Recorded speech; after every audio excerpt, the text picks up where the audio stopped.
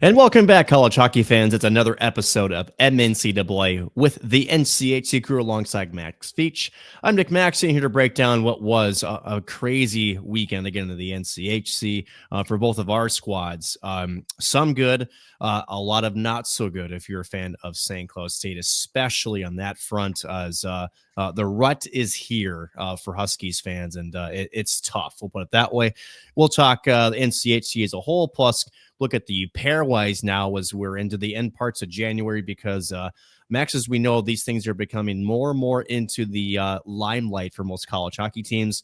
So with that being said, Max, welcome back to the show, man.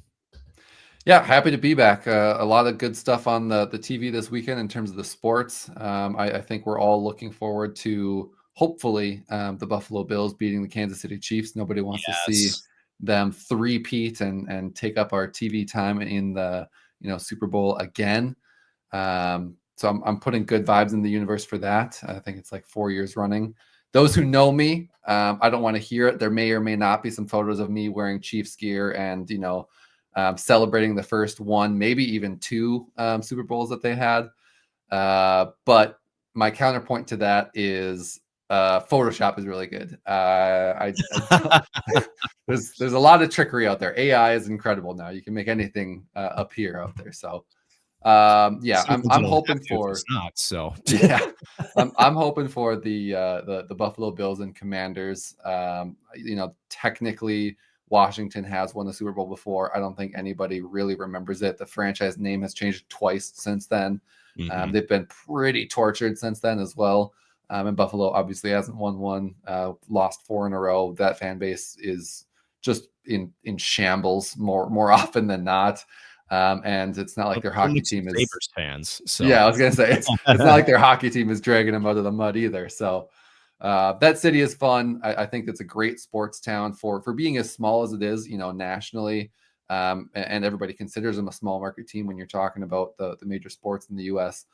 They've got a passion for everything that's going on, and really, really hope that they can start to see some success as a fan of some teams that have also been relatively tortured. So commiserating with them. It's like, come up to the same bar because I feel like we'd have similar seats right here, Max. Oh, yeah. But some positives this weekend. We'll start with the UMD because, let's be frank. They're the only really bright spots that we can talk about. We'll obviously deep dive into some St. Cloud State stuff. And there's a bigger picture that's looming over St. Cloud State fans that I do want to address. But it'll start off with not the best note. Max Friday, CC has also kind of been a team that's been very odd. We'll put it this way. They've had an odd season. Let's just say this. They were on a mission on Friday and made a statement case for a win, 7-2, the final on Friday. Why don't you talk to me a little bit about what happened on that game number 1? Yeah, going into the weekend, it was one of those times where you're like, man, we're going into a national stage. It's broadcasted by CBS. You've got Dave Starman on the call, and there's going to be a few extra eyes on there. I do have one bone to pick with CBS and the way that they handle everything specifically college hockey related. DePaul basketball, who is terrible. They're a 500 basketball team. And yes, they were beating a ranked opponent. I understand that. But it's not like they're going to do anything at the end of the year. That game took 15 minutes longer than it probably should have. 20 minutes before I actually ended up getting onto the stream because there was only, I think it was 11 minutes left in the hockey game by the time it switched over. We had to finish watching the end of the basketball game before, UMD and CC is on, which if you know anything about a basketball game, there's only 2 minutes left in the game when, 7 o'clock hits, or I guess 9 o'clock Mountain Time for what that game was. And it took 15, 20 minutes for that last 2 minutes of the basketball game to wrap up, which was infuriating. And it's just, foul and this and that, and they're down by 6 or 8. It's like an improbable statistical anomaly that they have got any hope of coming back and winning. And then by the time, UMD gets shown on, it's still 0-0 at that point.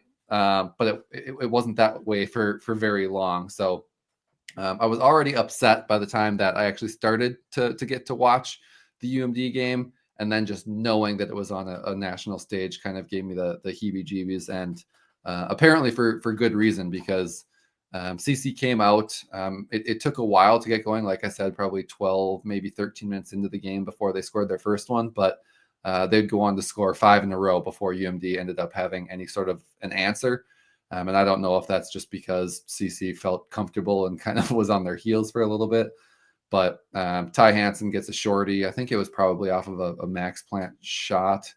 And that gets them on the board. But then Colorado College, again, scores the next 2 before Callum Arnott puts in a power play goal at the end of the game. And then it ends at that 7-2 score. So not one that UMD, their fans, the coach, or the nation, I guess I can say now as well, was really, looking forward to see. I really wanted it to be a much better game, especially on that national stage for UMD specifically, but also for college hockey in general, because when you get that opportunity, and it is a late night game and, whatever, but I still want it to show well. And so the people that may be sticking around and just seeing what it's all about have something good to watch. So a little bit of a bummer there, but I think the storyline of that game, probably MBereko started out incredibly well. He probably kept out 3 what would be almost assuredly goals on other teams. Maybe not every team, because there are other good goaltenders as well. But I'd say of those 3, UMD scores at least 1 on an average or even above average goaltender. So I don't think it would have made a difference in the game in general, but it certainly would have made a difference in how it felt, maybe specifically at that time. But the only player on the ice that kind of overshadowed that performance is a UMD killer, and you can say that about probably some other teams as well.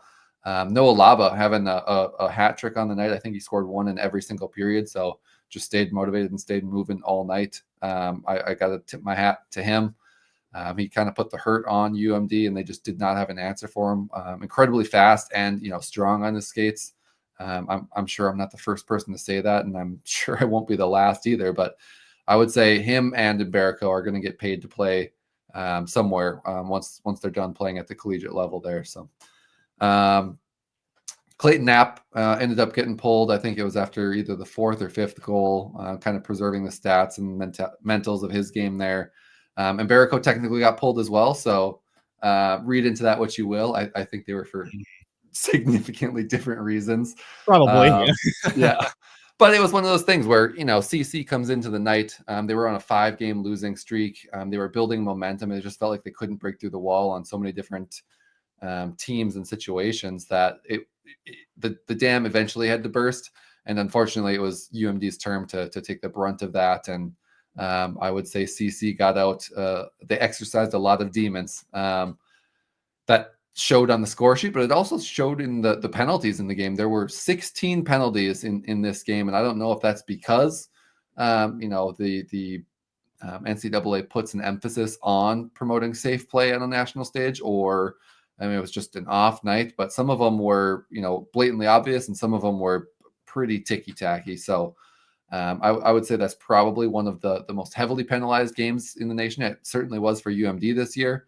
And neither one of them took that much advantage of the penalties either. UMD just 1 for 7 on the power play, and CC 2 for 7. So, twice as good, but still just kind of hovering around that 25% mark. I guess maybe a little bit closer to 30 as well. But nothing to write home about. All minors, nothing that's going to be like a double major or anything where somebody had multiple power plays, the technicality of them scoring and another one technically starting. But it was a tough watch that led to a ton of faceoffs. I think we had 75, maybe a little bit more than that in the game. So and UMD lost that battle as well. Yeah.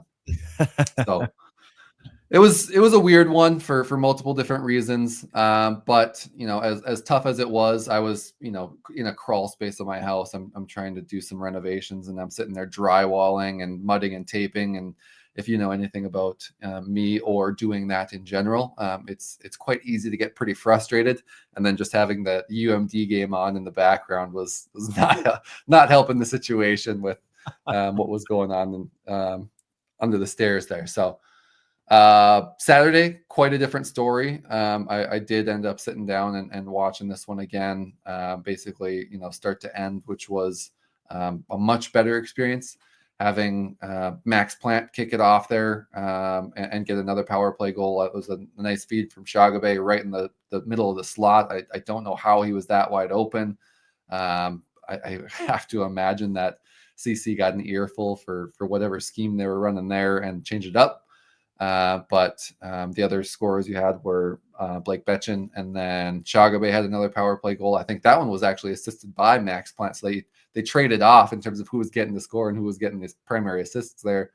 And then you had Menghini icing it with the empty net goal at the end. So 4-1 win for UMD was the final on the scoreboard there. But if you paid attention to all of the goals, there was only 2 to mention on Friday. Of the 6 goals UMD had this weekend, only one of them came at 5-on-5. So that's certainly still a concern that I've got is their ability to find the back of the net at full strength, or when both teams are at full strength there. The power play is okay. I think it's borderline good, where I'm comfortable on it. I'd like to see maybe a few more risks in terms of the shots and not passing up decent opportunities to try and find a perfect one. But the penalty kill is still pretty brutal looking. It was perfect on Saturday, so we're maybe headed in the right direction. Very small sample size of good play, but having it be sub 80% on the year is certainly room for improvement. We'll say for sure there. 9 penalties in the Saturday game, so still a decent amount, but we're talking about 7 fewer than the game before. And UMD 2 for 6 on the power play. Like I said, they were perfect on the PK there. And I think the difference on that Saturday game was UMD's ability or willingness to block some shots. You saw it in the scorecard there. And I always kind of trusted a little bit more when it's at an opponent's arena. It's not going to be weighted towards UMD. If anything, it's probably weighted against them. But 20 blocks from UMD just to CC's 11 there. So a little bit more heart out of the guys. I imagine that, Sandy or, one of the other coaches give them a little bit of an earful from the night prior, saying that they need to take up some of these shooting lanes, and they followed through with that on the next night. So credit to them, credit to the whole team. I think it was a really nice split over a team like CC that came into the year with really high expectations. They kind of faltered for a little bit. Like I said, they were just in the midst of a 5-game losing streak before this weekend here. So to split with a team like that, obviously you want to sweep every weekend, but I'm still pretty content with the results of that one. Yeah, I think, again, we've talked about the emergence of UMD and how, you can see parts of the game starting to click a little bit. The consistency is, the part that's next, right? Is can we do this night after night? And again, in this conference, you have to find a way, right? Or else you may end up with a team like mine, which is hurting. We'll put it that way. So next, we're going to touch on that a little bit because, and before we do so, let's do this. NCHC standings after this weekend's game. And we know that St. Cloud lost twice, but I think this will kind of set up a better conversation here. So if you look at the current NCHC standings, alone at the top, because everybody's bingo card had this, it's Arizona State. They're 8-4 in the conference with 25 points. Western Michigan at 8-1-1. They're at 24. Omaha at 23, 8-4 as well. Then it's North Dakota. Denver somehow is in 5th place in the conference after starting out the season 12-0. UMD and in 6th place. Colorado College in 7th, and the St. Close to Huskies in 8th. Yeah, we're in 8. Also wasn't on, I think, most people's bingo cards, and so a lot to dissect. And I think I'll start with this, Max. I have to kind of be direct with this for the fans out there, and I think I may touched on this last week. Isaac Posh being in the net this weekend would not have made a difference. And to me, it's a lazy argument, number one. Number two, it's not a hockey argument. Is Isaac Posh a heck of a goaltender and potentially, to me, an NHL level goaltender? Yes. The problem is that with him being out, it's not that Gavin Enright / James Gray have been the reason they've lost. That's not the key at all. Right. What it has done, though, is it has exposed the team onto some of the defensive mistakes more so because there were times where Posh, especially early in the season, he was bailing this team out. There's no question about it. So for those that suggest Isaac Posh would have this team in a better position, a point or two, maybe, the fact that they're 1-7 in their past 8 games, no, that's Isaac Posh is not him not being in the lineup was not going to curb a 1-7 stretch. A couple reasons for that, right? Going into this weekend, they're 2.2 goals against. By any metric, Max, you and I would agree on this. That by itself should be enough to help you win hockey games. That's a great defensive metric. The problem is goals for exactly the same, 2.2. Yeah. So that's a problem. Number 2, when you do get the offense, as we see this past weekend, the defense has not been there. So we'll start with Friday night. Friday night, St. Cloud actually goes down 1-0. They score the next 3. It's 3-1 St. Cloud State. There's a little bit of jive in the building. They were being physical, especially in the neutral zone. Really, really, as Brett Larson says, had the ground game going. Their forecheck was heavy. Arizona State, though, for those who haven't watched this team is good. They are really freaking good. They're a veteran team. They skate incredibly well. They're a fast-paced team. And they know how to finish. And I'm not talking about the country. Seriously, they've got some people that can put the puck in the back of the net, which means you make a defensive mistake, you're going to pay for it. It does not matter who is in net. They're going to bury it. So Arizona State responds with 2 goals in 1:34. And on Friday night, Max, what happened was you could see, A, the energy sucked out of the building, and 2, you could see the posture change in the St. Cloud bench. At that point, everything changed. Arizona State takes a lead off of a bad pinch at the offensive blue line. Got the body, puck leaks through. It's a 2-on-1. And again, any goaltender, that's asking a lot against this team. It's 4-3. The Huskies pushed. They had to hit a couple posts. They missed a couple of rebound opportunities. Arizona State would put it up again with a power play goal up to 2, and then Huskies just didn't have enough time or gas left in the tank. So we get to Saturday. Different story, a much closer affair. It's 1-1, 1 goal by Arizona State in the first, a goal by St. Cloud State in the second. And then, unfortunately, St. Cloud State takes a boarding penalty that ends up being reviewed. It's a 5-minute major, a game misconduct. And did I tell you that Arizona State's power play was good? Coming into this weekend, they were 22.6% efficiency in their power play. They got 1 on Friday. On this 5-minute major, they get 3. Yikes. So you go from a 1-1 game back and forth, a much tighter affair than Friday was, a much more free-flowing affair. Yeah. Okay. St. Cloud did not go away. They get a goal off of a ricochet to make it 4-2. They get a goal off of a really nice play short side by Damon Gardner to make it 4-3. Gavin Thorson was alone in the slot. Left-handed shot, coming down Broadway, fakes the forehand, slides to his left, has the open net. Gibson Homer is down and out, and Thorson couldn't elevate the puck. He makes a blocker save, outreached. And let's just say Arizona State goes down, hits the empty net, and it's 5-3 Sun Devils to complete the weekend sweep. So it's tough. I'm not going to sit here and tell you that it isn't tough in the Huskies land right now, because it absolutely is tough.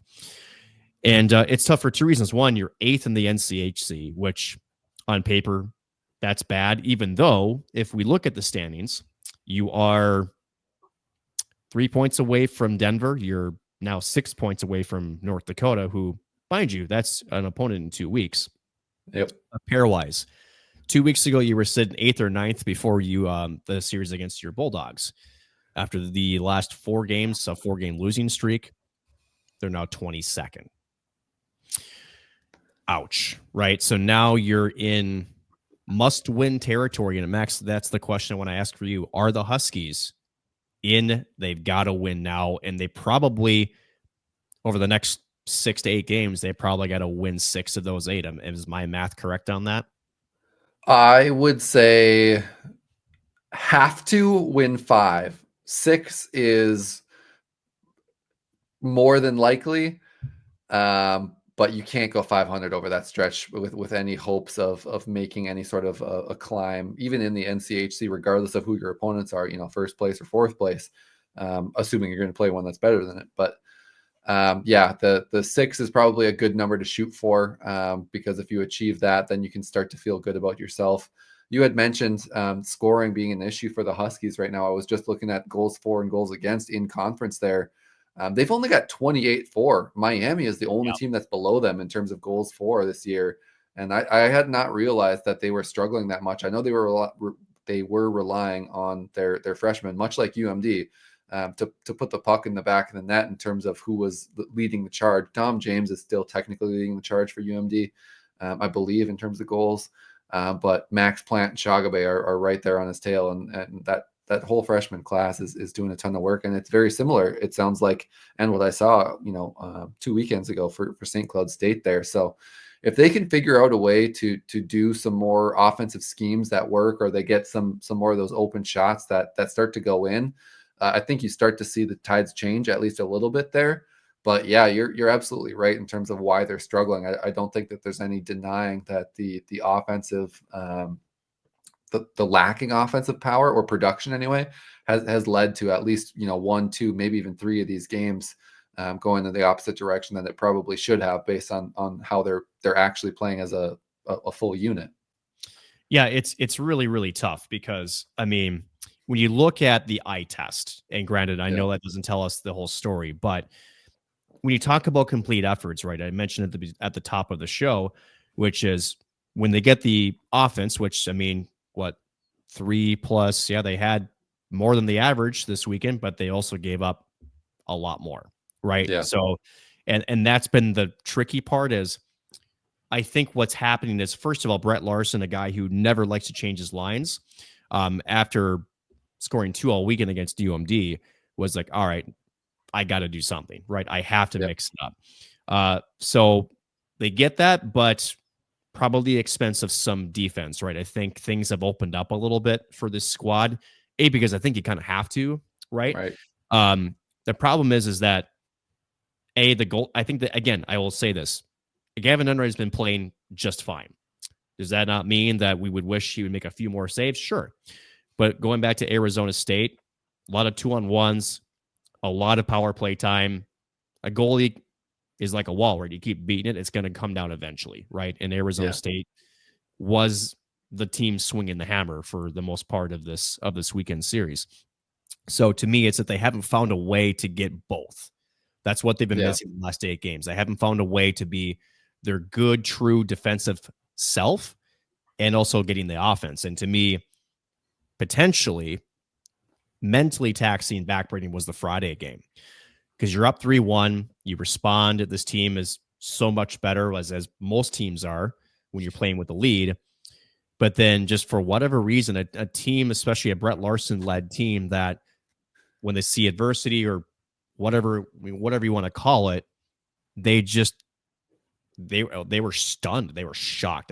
I have not seen the team react in that way in a while. So that, to me, is, if there's anything that I have concerns about, is the mental state, right? Because now it's all between the ears. And to your point, 5 out of 8, probably. I would argue they probably need 6 of 8, because, again, how tough it is to climb back in the race. And to go on top of that here, Max, schedule-wise, St. Cloud State's at Omaha. They split when they were in St. Cloud back in early December, an overtime loss, and then a 5-2 win. So, but at Omaha, they've struggled. Then North Dakota comes to town, and there's some bad blood lingering over from that series in Grand Forks. Then they head to Kalamazoo, which everybody knows how tough it is to play there.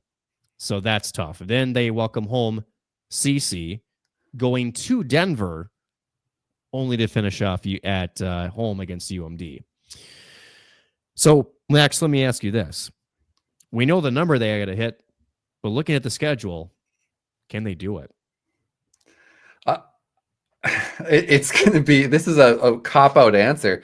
It is going to depend on how many goals that they're able to put in, because I think Omaha, they had a great weekend there, but it was kind of an expected win, where you're not really super impressed with the results when you're talking about them playing Miami. Miami's obviously still struggling quite a bit there.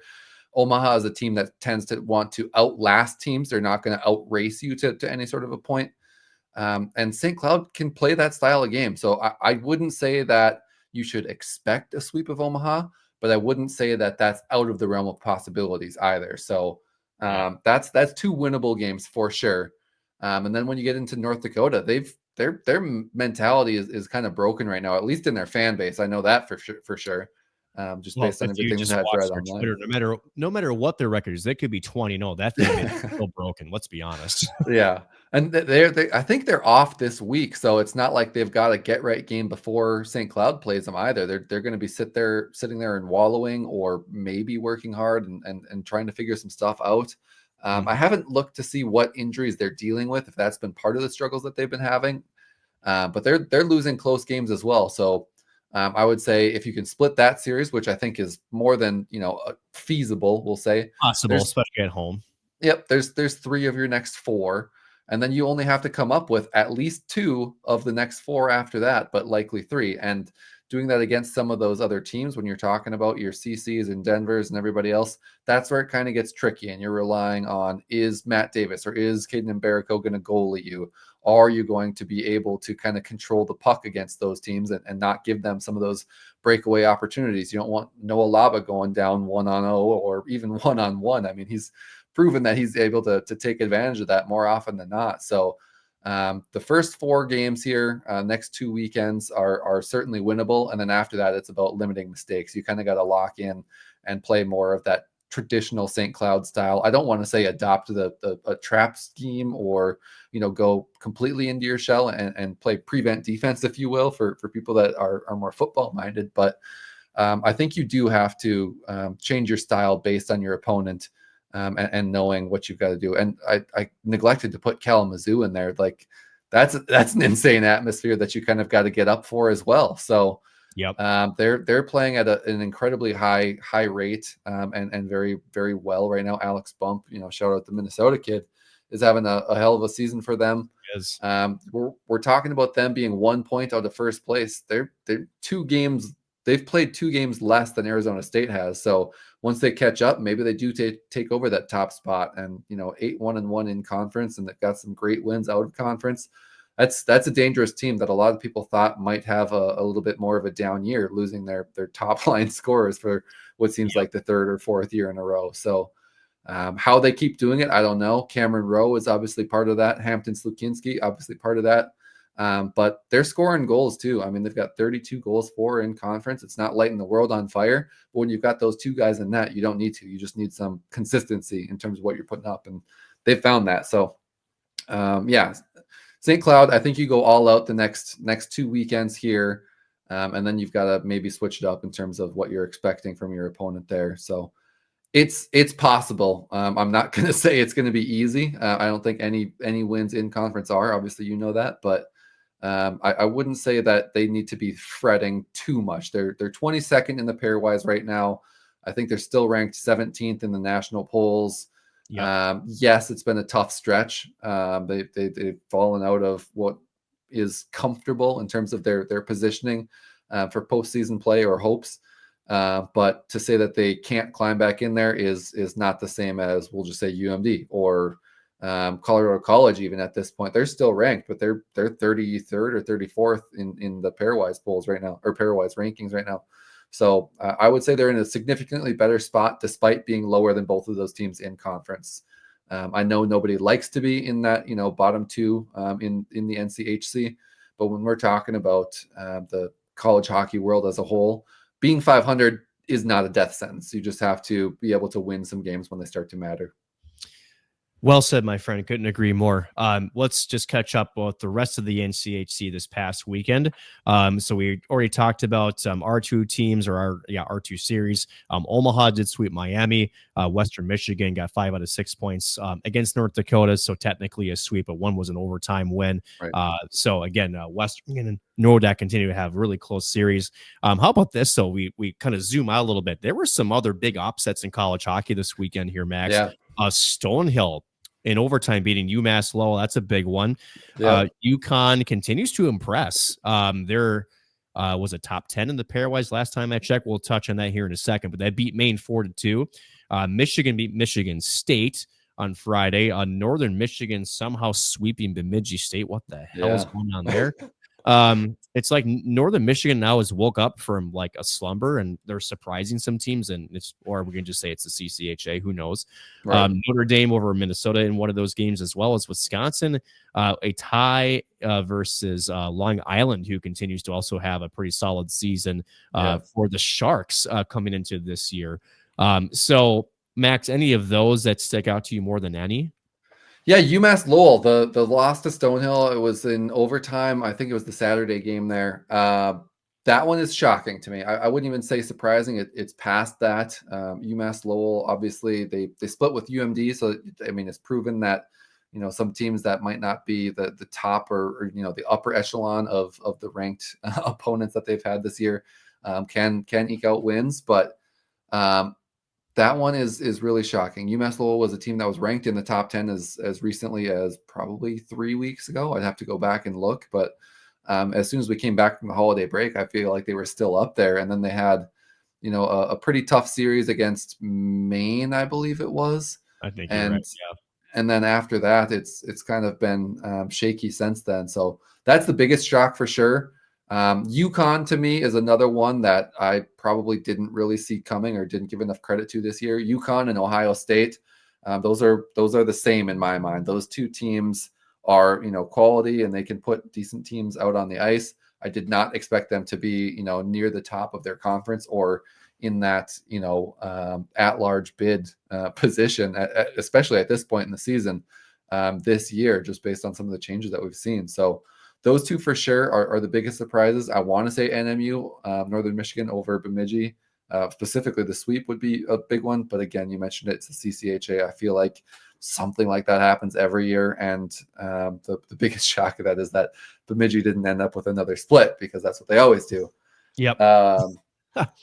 But yeah, I think LIU is another team that I've given almost no attention to since they came into college hockey, outside of complimenting them on some pretty sick jerseys and taking over the powder blue color scheme before UCLA can join. But it's Wisconsin again this year. They seem, I thought they were out of this rut of losing or playing these quote unquote air quotes for everybody that's just listening here, inferior hockey teams, but apparently not. It's kind of lingering and putting some shadows of doubt back in the Badgers there. So I don't think any one of them is something that I would kind of brush off, but those are the ones that stick out to me the most for sure. Wisconsin, you talk about their meteoric rise in the pairwise. They're 17. Yeah. So they are a stone's throw away, no pun intended, of being an at-large bid. And granted, there's some bigger matchups for them coming down the road there in their schedule. So it's not impossible Wisconsin sneaking in if they're able to pick up some quality wins and maybe another team stumbling a little bit, especially in that Big Ten. But who knows? Again, I'm with you. I think the book is still out on Wisconsin, but still plenty of hockey to play, which is there. Which brings us to the overall pairwise picture, right, Max? So when we look at it, number one, still Boston College. Nobody's surprised there.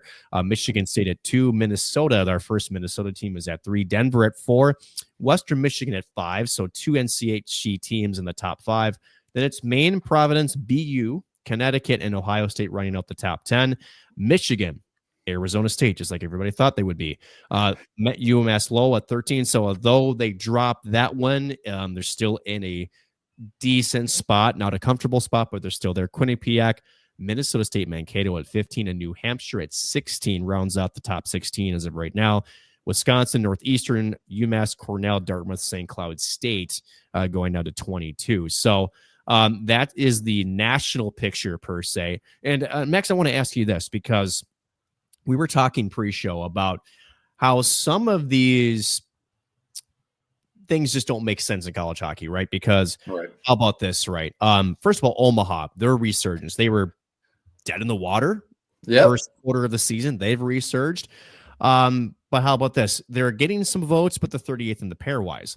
CC and St. Cloud, again, 7 and 8 in the conference, still nationally ranked 19 and 17 respectively. And I would imagine this is where your brain kind of goes shall we say, short circuit mode.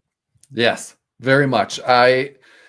Specifically, when we're talking about the UMD series, the fact that there's so many different ways to look at ranked teams or to judge college hockey teams to an outsider would make it even more confusing. So if you're looking at if you're looking at the USA Hockey or USCHO rankings, and that's kind of the only things that you're looking at, UMD split with a ranked team. That should move them up in the pairwise, right? And CC lost to a unranked team that received absolutely no votes, wasn't even on the graphic. That should maybe drop them down a little bit. They basically stayed at the exact same spot, both in the national rankings as well as the pairwise rankings. The UMD obviously wasn't in the national rankings. They stayed at the exact same spot in the pairwise rankings. So talking about bad losses and good wins, which one matters more? I prior to what we had talked about pre-show, I was going to say I didn't know that it mattered, but then you do a little bit deeper dive. UMD and CC right next to one another in the pairwise rankings, 33 and 34. So when you split on a series, neither of you are going to move. Logistically, that makes sense. Whatever.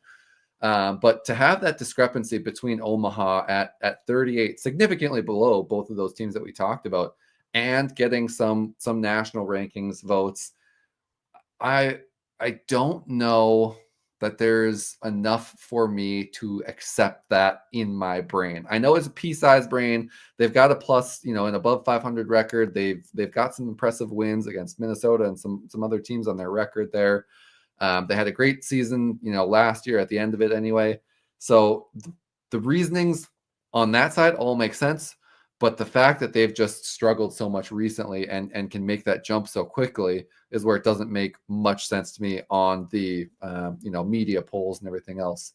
So yeah, if you're confused, jumping between who's ranked where and what stats really matter, so am I. I think many people probably are. And at the end of the day, you really probably only need to be looking at the pairwise rankings, especially once we get into February or end of February there.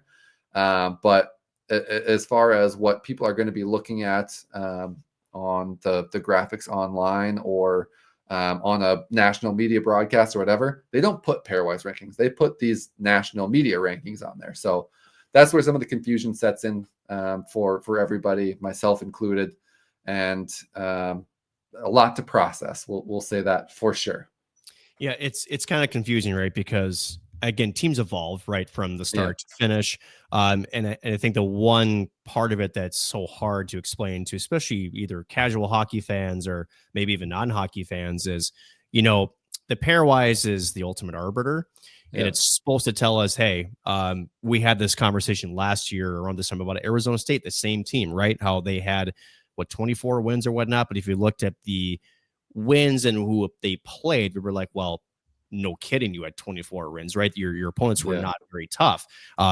They're proving us that this year that they were not a joke, right? That doesn't matter if they were, say, bottom 35 opponents and now top 10 opponents, they're beating a lot. In fact, they've won 11 of 12 here going in after this weekend. So they're becoming a pretty big wagon right now. But that's the part that's tough, right? Is that because you have the coaches' opinions who knows how much of this they're watching or how much they know of, is it conference bumps, or shall we say for the CCHA, lack of, shall we say the teams and the history there of success, who knows, right? And it's, and at the end of the day, it's all subjective, right? At the end of the day, where the pair was supposed to be the objective arbiter in this whole thing, which again creates the confusion, right? It doesn't matter how many times you explain it, and there's no tweaking of it. I think it's going to be this clashing set of ideas and outlooks between coaches and the pairwise that says, no, you're doing okay, or no, you're not doing so good. I don't care what the eye test is. It's like the old analytics versus, it's like that scene in Moneyball, right, where they bring in that character and says, well, he just Jonah Hill. Jonah Hill. He just gets on base. That's what the pairwise is saying, right? But then the scouts are like, well, but he's 38 and he's injured to hell and back. Like, why would we bring in David Justice? This makes no sense. Well, because he gets on base, right? So it's try to make it simple. It's very complicated. So with that being said, what is simple is let's take a look at the this week's matchups in the NCHC. Miami heading to Kalamazoo to face Western Michigan. That's a tough series again for Miami, who is still yet to have an NCHC conference win. St. Cloud State's we mentioned on the road against Omaha. Denver on the road to Amsoil. They'll be taking on your Bulldogs. CC traveling to Tempe to take on Arizona State. That'll be a pretty good matchup. Can the Tigers slow down the streaking Sun Devils? And can Denver, which has had an oddly tough NCHC record, continue to be well on the road? Can St. Cloud catch a break? Can they get out of a slump? A lot of storylines to watch this weekend, Max. Is there any one that you'll be paying attention to? Obviously, I'm going to be watching, DU UMD at Amsoil. I will not be there in person. Unfortunately, I've got some stuff to take care of down in the home front here. It's another ranked opponent. Obviously, they're top 5 in the country. They're significant. I think they might be bottom. They're 5 in both the country and the NCHC, which is funny. But trying to climb back to 500, which is kind of my benchmark for UMD. If they're a 500 team at the end of the year, I'm not going to say that's a success, but with this many freshmen, it's certainly not a failure. But it's going to be a tough weekend. I think DU owns them in every single statistical category. Penalty kill 87-77, power play 32-19, save percentage. Obviously, Matt Davis has a lot to say about that. 924 to 884, and then 54% to 49% in faceoffs. The one thing that UMD can maybe lean on, and what they kind of did on Saturday against Colorado College, blocked shots. UMD is kind of killing them in that category. And some people are saying that, the statistical correlation between the amount of blocked shots and how much heart you have is a direct, or they're directly related to one another. So people are asking the question whether or not UMD has more heart than DU at the end of the day. So much like CC, it's the only chance that UMD is going to get to play Denver this season. So I'm not sure that I love the infrequency in which that we're whatever. The frequency that we're getting to play some of these conference opponents as the conferences get bigger. But it is what it is. And it's a tough one that I'm going to be happy if UMD can come away with another split here. I've got to kind of pick my battles in terms of the ones that I want to kind of put in my pocketbook. But hey, stranger things have happened before Arizona State, or to start Arizona State's kind of meteoric rise here. It all kind of kicked off with a sweep of DU that nobody was really expecting. So to say that it can't happen again would be unfair for sure. So if the boys can play some structured hockey and not give up some grade A chances and take advantage of the ones that they have when they get them, we could see some really good hockey games here, and that's the one that I'll be keeping an eye on for sure. I'm assuming St. Cloud is going to be the one that you're kind of you're not calling the game, but the one that you're going to be watching with anticipation. Because this team needs a bounce. Realistically, again, we talked about the missed opportunity there for the kid out of Andover, Gavin Thorson, open net, but then Gibson Homer just can't elevate the puck. Wasn't too in tight, but again, sometimes your eyes get too wide, and at the end of the day, St. Cloud, I'm worried about their mental game. I really am, and I think that's a fair concern. What the cure of everything usually is winning, right? And Omaha, they've at least in the past, they've had the better of the Mavericks. Now, mind you, it's been a different story on the road, so I'm concerned there. But Omaha is, again, they've been a better team as of late. That team plays a very heavy, fast style as well. They were 2 very close games in St. Cloud earlier in the season. Again, St. Cloud was able to escape with 4 out of 6 points. If they were to repeat that, I think everybody in St. Cloud land would be happy with that. If you lose both, that might be the nail in the coffin in terms of having any sort of chance to get back into the pairwise conversation as an at-large bid. And then you're really searching in the soul with what's next. I will say this to Huskies fans. There are some rumblings, and I don't know how true this is, that Isaac Posh could return sooner than anticipated. Now, granted, those are rumblings. So I have not had any confirmation on this. I've kind of left that topic alone because I know that that's a topic that has, shall we say, it's kind of a sore spot amongst the organization. More because not that it happened, but more so that it's out there in the stratosphere with the pictures, and it ended up being more of a distraction than anything. So I'm kind of waiting for the team to provide me more of a direct update on that when it's appropriate. But I have heard from some reliable sources that, depending on certain things in his recovery, that there is a small chance he comes back earlier. I certainly hope not, that it's not that we're, is the catalyst or the spark. I hope it's much sooner than that, because even if it is sooner, it's not, you're still week to week at the end of the day. Right. So, a split to me would be great because that means they get a win. I'm also watching, what was the other one I was going to watch very closely, because I feel like that has a lot of NCHC implications in terms of CC in Arizona State. Yes, CC Arizona State. Thank you. Because if Arizona State continues to roll and St. Cloud can find some juice, St. Cloud could hopscotch a few teams and get themselves back into a conversation. But again, this is the NCHC and this is college hockey, which means expect the unexpected, right, Max? Yeah. I mean, we talked about hypotheticals before. It went my way when I said it, so I'm going to put some good juju out there for St. Cloud. If they get a sweep this weekend, they'll have just as many conference points as North Dakota, because they are off this weekend, and then they'll be going head to head in a tie situation, and it would be a much different scenario where North Dakota goes in kind of down on their luck and not having the best mental state, and if SCSU is coming in off of a weekend sweep, they've got some momentum. So as somebody who wants to see a good hockey game or a good series, specifically between St. Cloud and North Dakota, I hope that happens. You and me both, because I'd rather see a St. Cloud State team motivated by a couple of wins under their belt and not a couple of losses on the road to come home to a series that's already still boiling over from mid-December. We'll definitely preview that next week, because there's a lot to talk about with that. But Max, any final thoughts before we say goodnight? No, I'm just looking forward to some of the temperatures coming up outside. Being in the sub negative 20s has been brutal in an old house with bad windows and trying to do projects and everything else. But I'm sure everybody else is dealing with the same types of things. So looking forward to some climbing temperatures and climbing the standings at the same time, as corny as that sounds.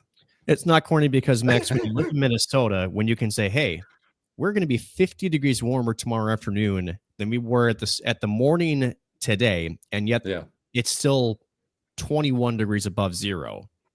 It's all relative, right? It's only Minnesotans can understand that. Exactly. So with that being said, hoping for some great hockey this weekend, as always usually is in this conference. So with that, we'll wrap it up. For Max Veech, I'm Nick Maxson. Thank you again for watching NCHC on MNCAA.